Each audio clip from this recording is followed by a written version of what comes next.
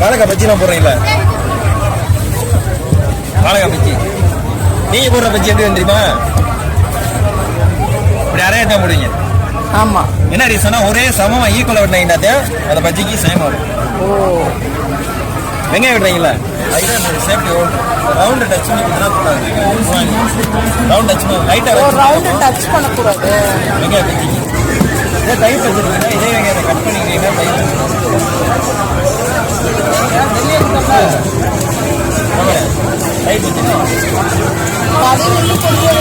Omelette ஆகிடுச்சு. அப்படியே கீழே தேய்ச்சினா வேஸ்டேஜ் வராது. எந்த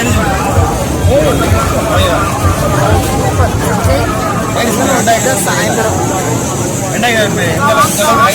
வாழ்க்கையில் ஒரே கத்தையை தர